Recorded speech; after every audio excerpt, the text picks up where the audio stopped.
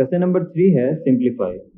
इस क्वेश्चन में भी हमें इन्हें सिंप्लीफाई ही करना है। अब हमें यहाँ पे फ्रैक्शन दी गई और ये वाली फ्रैक्शन जो है ये मिक्स फ्रैक्शन है, तो हम इन्हें पहले इम्प्रॉपर फ्रैक्शन में कन्वर्ट करेंगे, जिसके लिए हम इन दोनों को मल्टीप्लाई करते हैं। 99 और 3 को मल्टीप्लाई करेंगे और आंसर को फिर 4 में प्लस करते हैं। तो 3 और 99 को मल्टीप्लाई करके देख लेते हैं हमारे पास क्या आता है। 99 और 3 9 टाइम 27, 2 इधर चला जाएगा और 3 9 टाइम 27 एंड 2 29 और प्लस हमने ऊपर वाली वैल्यू यानी 4 इसमें प्लस भी करना होता है, तो 7 एंड 4 11 होता है, 1 इधर 1 कैरी, 9 एंड 1 10 0 एंड 1 कैरी, तो ये 301 बनता है, जो कि ये यहाँ पे 301/99 लिखा हुआ। फिर 4 और 33 को पहले मल्टीप्लाई करेंगे और आंसर में 7 को प्लस करेंगे। हम इधर लिखते हैं 33 और 4 से मल्टीप्लाई कर लेते हैं, तो 4 3 time 12 2 and 1 carry, 4 3 time 12 and 1 13 होता है, तो ये बन जाएगा 132 और ऊपर वाली वैल्यू को इसमें फिर प्लस भी करना है हमें, तो ये 139 आएगा, जो कि ये 139/33 आ गया। और फिर ऐसे ही 5 और 11 को मल्टीप्लाई करेंगे तो 55 आएगा और 9 प्लस करेंगे तो 64 आ जाएगा। और नीचे वाली वैल्यूज जो है वो वैसे ही 99 33 और 11 वैसे ही लिख लेते हैं। उसके बाद फिर हमें इन सबको अब प्लस या माइनस भी करना है। तो डमास रूल जो हमने पहले भी पढ़ा है, जिसमें हमें पहले डिवीजन, मल्टीप्लिकेशन, एडिशन और सब्ट्रैक्शन करनी होती है, तो ये दो एडिशन वाले हैं, हमें इन्हें पहले सॉल्व करना है। हम इन्हें पहले प्लस करेंगे और प्लस कैसे करते हैं कि इन दोनों का एलसीएम देख लेते हैं क्या है। इन दोनों का एलसीएम 99 आता है और एलसीएम फाइंड करने का मेथड 1.4 में मौजूद है। आप एलसीएम के मेथड को देखने के लिए एक्सरसाइज 1.4 की वीडियो को देख सकते हैं। आप उस एक्सरसाइज को देखें ताकि आपको एलसीएम फाइंड करने का मेथड जो है वो समझ आ जाए। 99 इसका एलसीएम आएगा और उसके बाद फिर हम ये नीचे वाली वैल्यू से इसे डिवाइड करते हैं। 99 1 टाइम 99 होता है और ऊपर वाले से फिर मल्टीप्लाई करेंगे, तो 99 1 टाइम 99 और 1 301 टाइम 301, यानी इससे डिवाइड करेंगे तो हमें 1 मिलेगा 99 को 99 से, और इस 1 को इससे मल्टीप्लाई करेंगे तो 301 आ जाएगा। 33 से डिवाइड करेंगे तो हमें 3 मिलेगा और इस 3 को 139 से मल्टीप्लाई करना होगा और हमें 417 मिल जाता है। यानी इस नंबर से इसे डिवाइड करेंगे तो हमें 3 मिलेगा और 3 को ऊपर वाले से मल्टीप्लाई करेंगे तो 417 हमें मिलेगा उसमें से, और फिर हमें इन दोनों को प्लस कर लेना है। तो 1 एंड 7 8 और 1 एंड 0 1, 4 एंड 3 7, तो 718/99 हमें इधर से मिल गया और -64/11 हमारे पास साथ में आ गया। उसके बाद अब हमारे पास दो वैल्यूज रह गई हैं जो कि माइनस हो रही हैं और हम इन्हें माइनस करेंगे। अब हमें इन दोनों का एलसीएम लेना है जो कि फिर से 99 ही आएगा और ये 99 यहाँ पे लिख लिया। इन दोनों को डिवाइड करेंगे, 99 और 99 को डिवाइड करने से 1 आता है और 1 को 718 से मल्टीप्लाई करने से 718 ही आएगा। फिर 11 और 99 को डिवाइड करेंगे तो हमें 9 मिलेगा और 9 को 64 से मल्टीप्लाई करेंगे तो 576 हमें मिलता है, यानी ये वाला नंबर, और इसे मल्टीप्लाई करना है 576 हमारे पास आ जाएगा। फिर हम इन दोनों को माइनस करेंगे तो 142 और नीचे 99 वैसे ही आएगा और फिर हमें इन्हें डिवाइड करके वापस में फ्रैक्शन भी बनाना होगा, यानी 142 इधर आएगा और 99 से इसे डिवाइड कर लेंगे। तो 99 1 टाइम 99, अब 2 में से 9 माइनस नहीं होता, हम कैरी लेंगे, ये 12 बन जाएगा और इधर से हमें मिलेगा 3 और ये 13 रह जाएगा, कैरी लिया हुआ है हमने इसमें से। 13 में से 9 माइनस करेंगे तो हमें 4 मिलता है। तो 99 ये वाली वैल्यू नीचे, 43 ऊपर और 1 इधर साथ में आ गया, तो ये 1 होल 43/99 इसका आंसर होगा। नेक्स्ट पार्ट में 4 whole 8/9 multiply by 3 whole 5/14 divided by 1 whole 1/14। अब इसमें इधर हमारे पास मल्टीप्लिकेशन भी है और डिवीजन भी है। सबसे पहले तो हम इन्हें मिक्स फ्रैक्शन से इम्प्रॉपर फ्रैक्शंस में चेंज कर लेते हैं। 4 9 टाइम 36 और 36 में जब हम 8 प्लस करते हैं तो हमें 44 मिल जाता है और 9 डिनोमिनेटर में वैसे ही आ जाएगा। फिर 314 टाइम हमारे पास 42 होता है और 42 और 5 को प्लस करें तो 47/14 आ जाएगा। 114 टाइम 14 एंड 1 15/14 आ गया। उसके बाद फिर हम इसके अंदर से जो ये डिवीजन है इसे चेंज करके मल्टीप्लिकेशन में कन्वर्ट करेंगे, और जिस वक्त डिवीजन को मल्टीप्लाई में कन्वर्ट करते हैं तो हमें नेक्स्ट वैल्यू जो है उसका रेसिप्रोकल लेना होता है।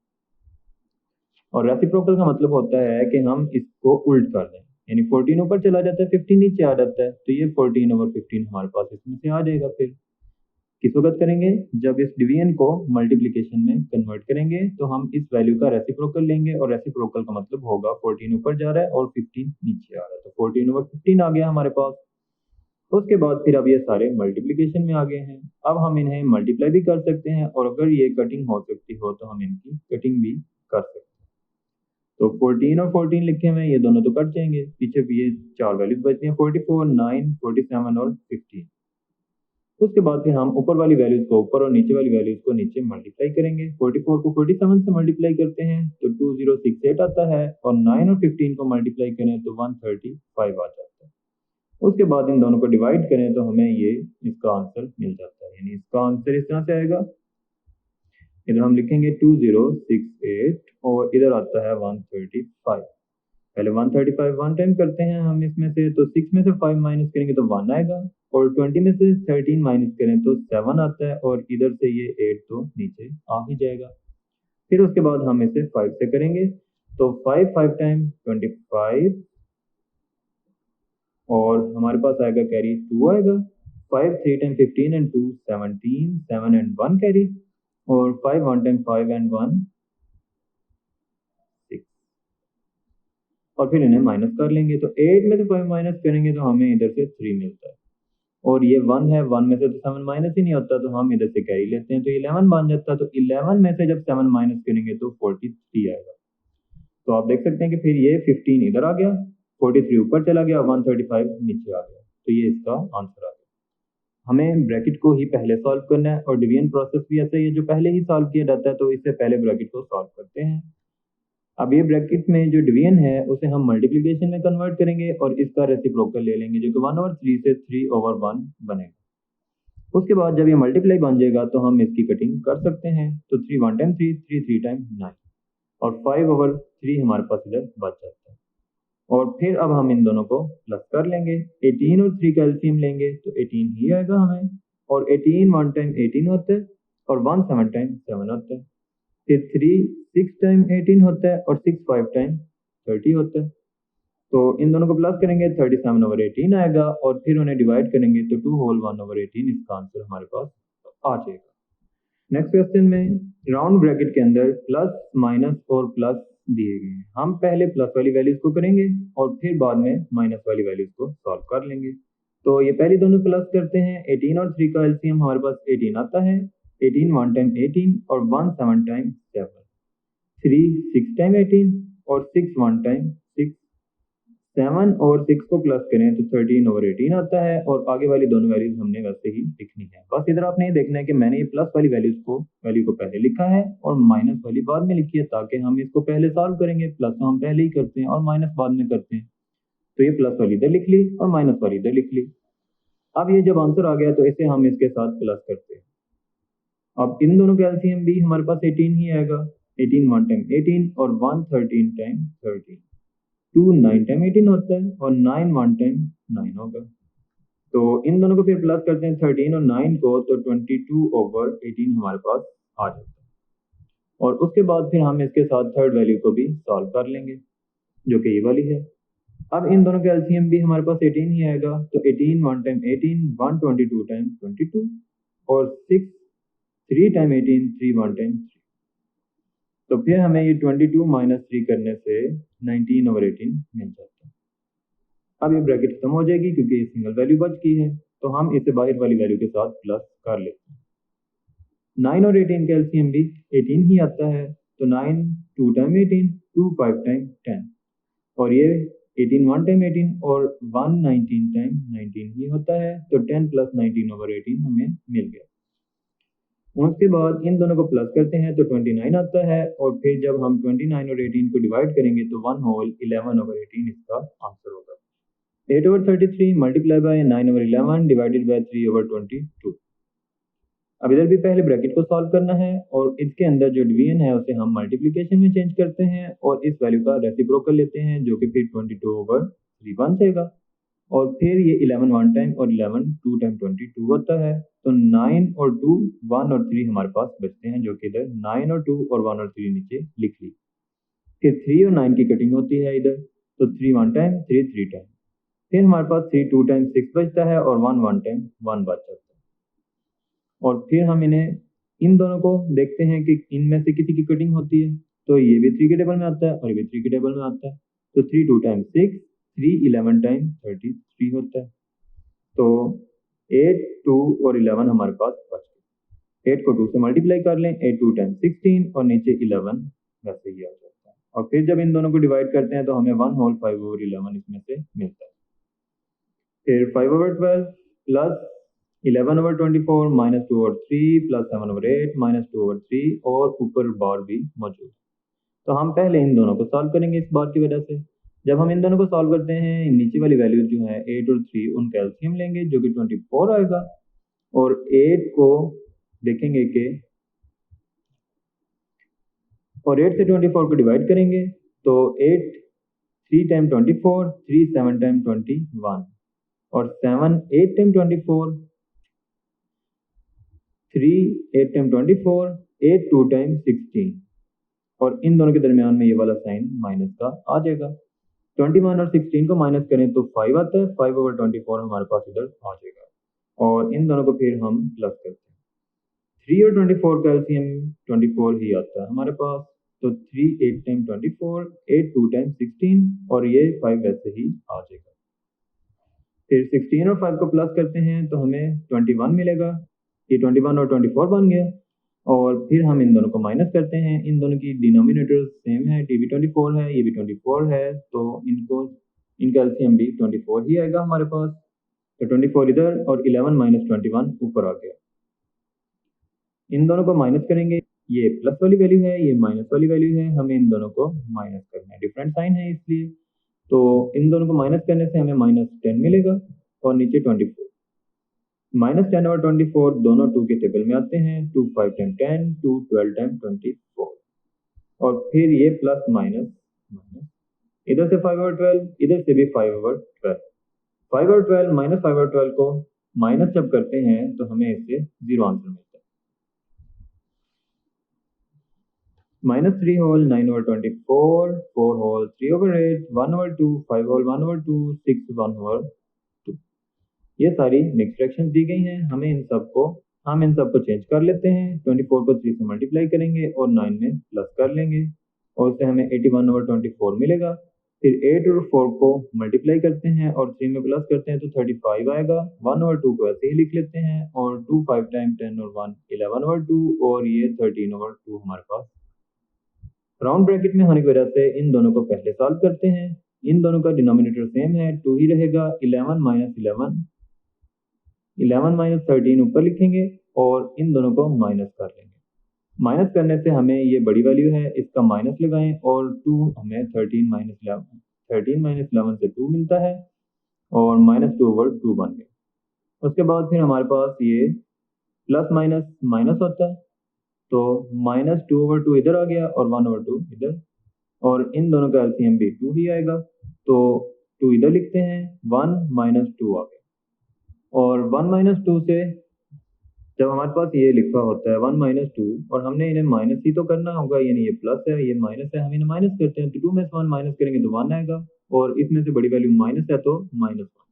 -1 और 2 कैलकुलेशन के बाद हमें मिल जाता है और फिर हम इन दोनों को मल्टीप्लाई कर लेते हैं। ये वाला साइन जो माइनस का है वो इस जगह पे लिख लिया मैंने, 35 ओवर 8 है मल्टीप्लाई 1 ओवर 2 है।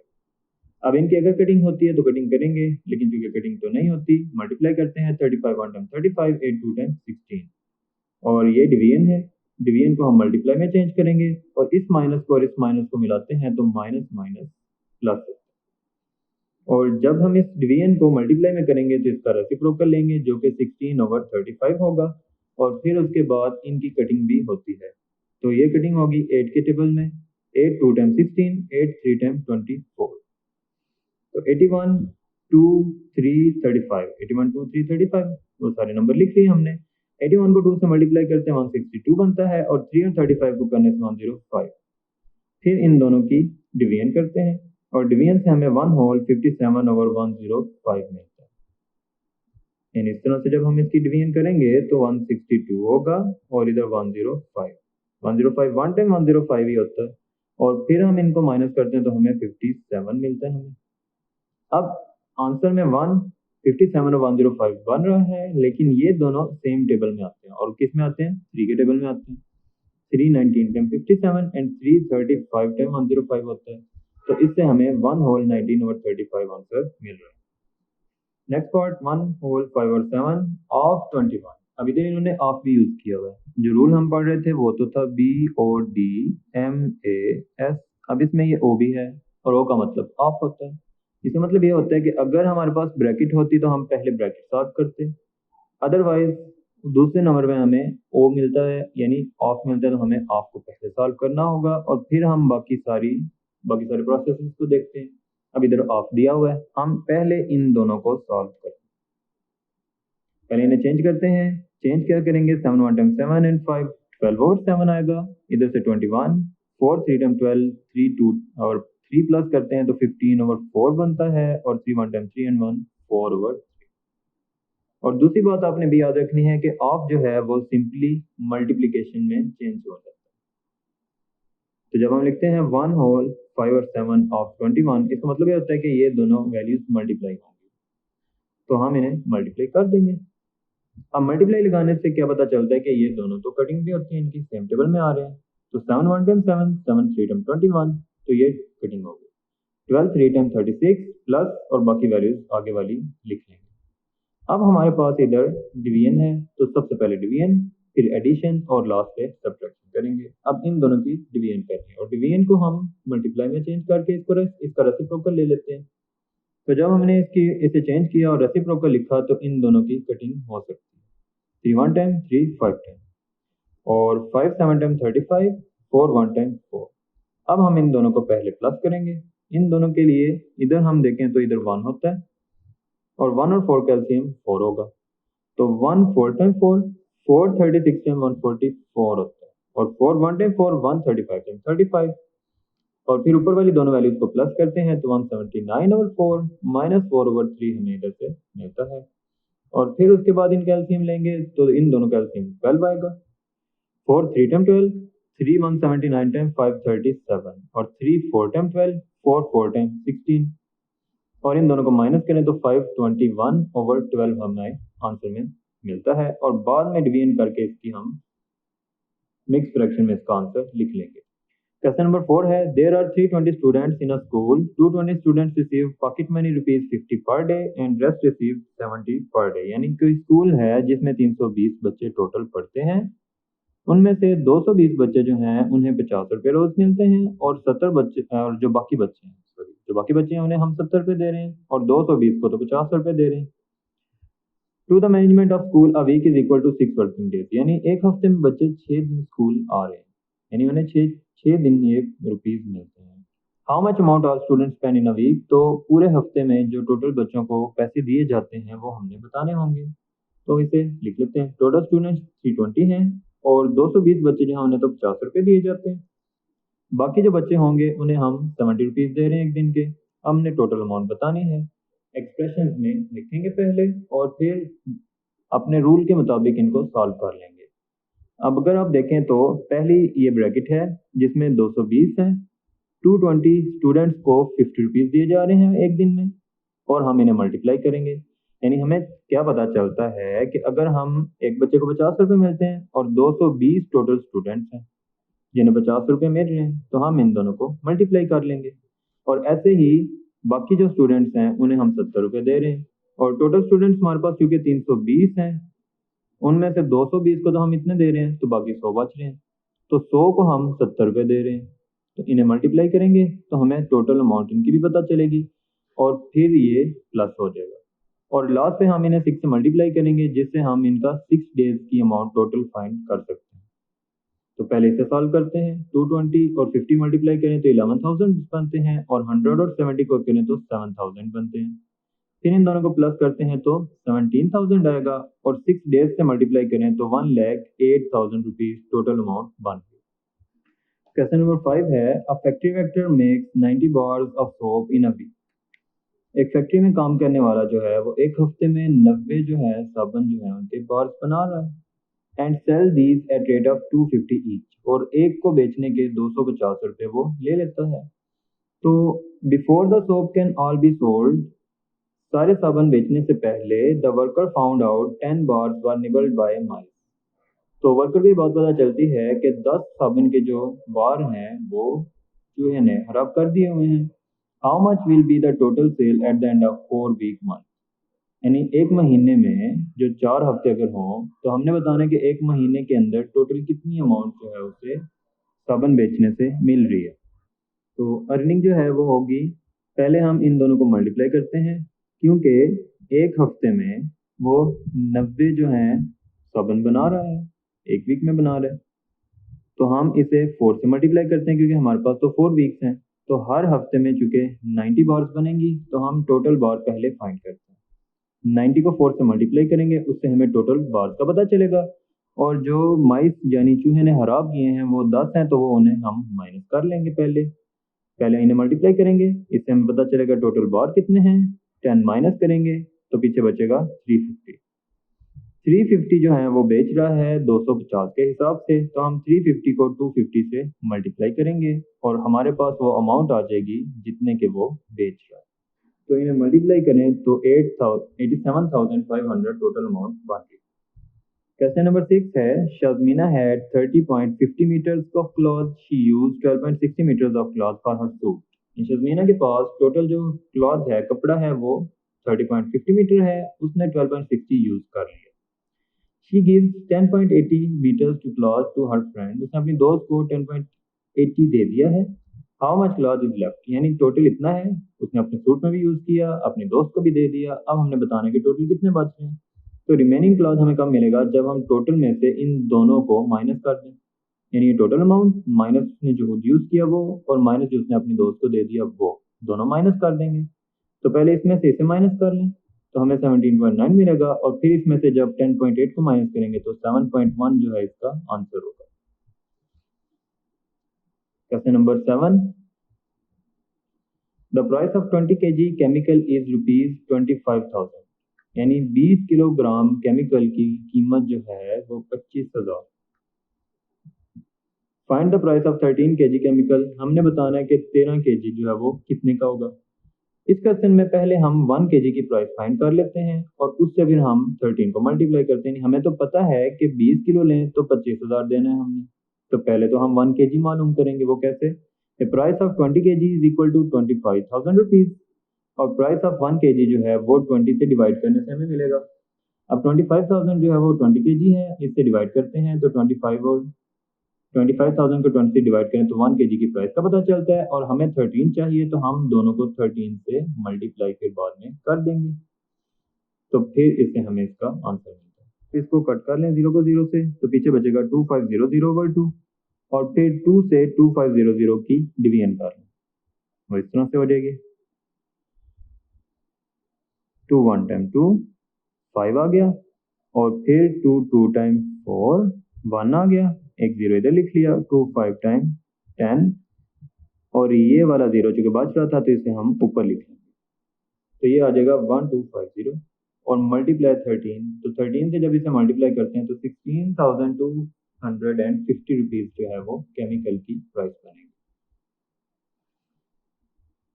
Question number 8, Nasreen bought 15 meters of cloth from the market. She used half of the cloth for her suit and part of it for her little daughter. She used remaining cloth for her niece suit. How much cloth did she use for her niece? तो नसरीन ने 15 metre cloth लिया और half उसने अपने suit के लिए इस्तेमाल कर लिया, और 1 और 3 पार्ट जो है अपनी छोटी बेटी के लिए इस्तेमाल किया।